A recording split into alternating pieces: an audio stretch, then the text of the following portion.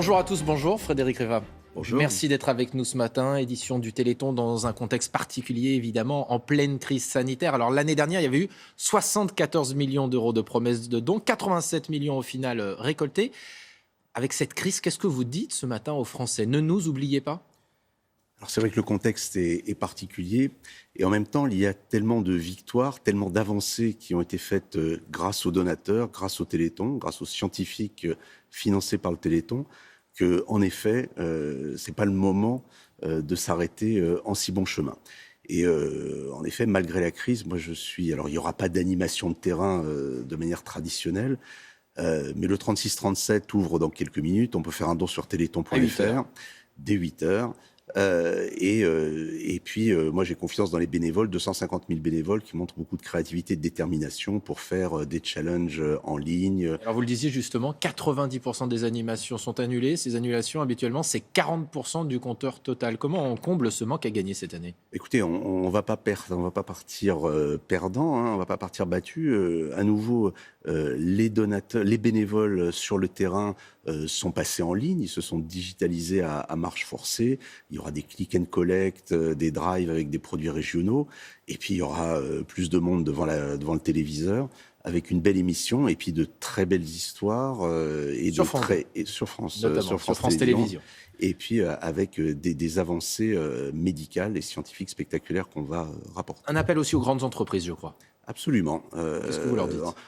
Aujourd'hui, un certain nombre de grandes entreprises qui, malgré la crise, tirent bien leur épingle du jeu. Et je pense que là, voilà, c'est l'occasion de faire preuve de solidarité.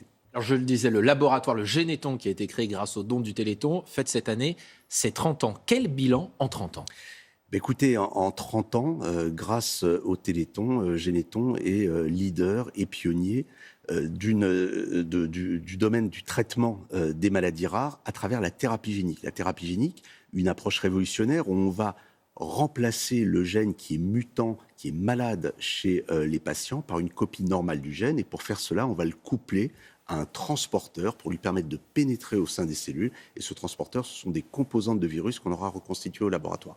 Quand on a commencé, on nous disait que c'était trop compliqué, que ça ne marchera pas. Aujourd'hui, il y a des centaines d'enfants à travers le monde qui ont été traités grâce aux médicaments qui ont été conçus à Généton pour des maladies qui étaient considérées comme incurables il y a encore quelques années. La myotrophie spinale de type 1, les enfants mouraient tous avant l'âge de 2 ans, la myopathie myotubulaire, des maladies de l'œil, des maladies du système sanguin. Et aujourd'hui, les résultats sont là. Et puis, ce sont aussi de nouveaux traitements qui sont en préparation. Et nous, on est très contents de partager le fait qu'il y a quelques jours, l'Agence du médicament nous a donné l'autorisation de démarrer un essai pour la myopathie de Duchenne, un essai clinique qui va démarrer dans les semaines qui viennent. Qu'est-ce que ça a de révolutionnaire, justement, cet essai avec la myopathie de Duchenne ?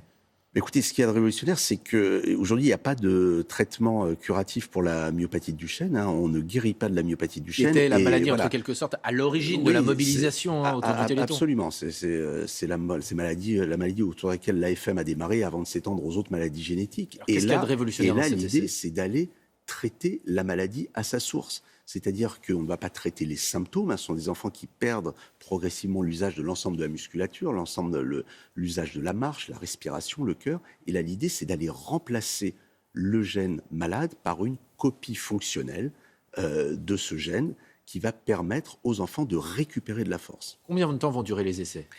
Alors, l'essai va démarrer dans quelques semaines, d'abord en France et puis à l'étranger. Et ce qu'on espère, c'est d'ici 3 ans, avoir des résultats significatifs. D'ici 3 ans, ça veut dire que dans 3 ans, des enfants peuvent espérer être traités après ces essais ? Écoutez, c'est bien ce qu'on espère. Alors déjà, les enfants qui seront inclus dans les essais cliniques vont recevoir le traitement.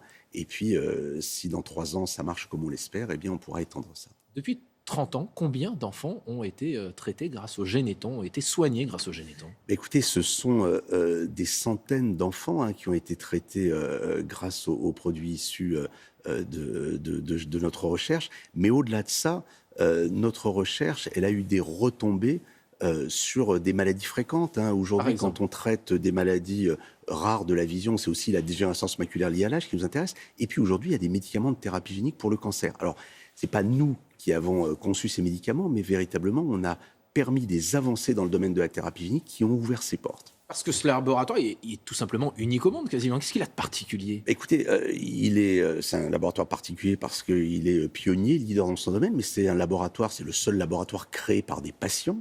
Et puis c'est un laboratoire à but non lucratif. Combien de Donc, personnes y travaillent au quotidien? c'est 220 personnes qui travaillent à Généton. Et puis de manière générale, c'est un millier de chercheurs qui sont soutenus par le Téléthon. Qu'est-ce qu'on peut espérer dans les années à venir? C'est quoi votre défi? Écoutez, nous avons montré que l'on pouvait traiter un large spectre de maladies pour différents organes, le muscle, l'œil, le foie, le sang, et qui ouvre des portes pour de nombreuses autres maladies. Et aujourd'hui, nous avons des familles qui viennent nous voir en disant « Mais moi, mon enfant souffre d'une maladie qui n'est pas très différente de celle que vous traitez déjà. Qu'est-ce que vous pouvez faire pour eux ?» et donc, véritablement, nous, on pense non seulement aux familles et aux enfants dont on a changé la vie grâce au Téléthon et grâce à nos travaux, mais également à tous ceux qui attendent. Et là, la maladie n'attend pas, donc il est clair que nous devons avancer sur de nouvelles maladies également. Ça veut dire, ce que vous venez de nous indiquer, vous continuez de découvrir de nouvelles maladies génétiques rares au quotidien? Alors, on découvre des nouvelles maladies génétiques rares. Il y a aujourd'hui 7000 maladies génétiques rares connues. Et nous continuons. C'est 9 produits qui vont rentrer en clinique dans les 3 années qui viennent et beaucoup plus qui sont au stade de la recherche. 9 produits, 10 avec la myopathie de Duchenne si ça fonctionne.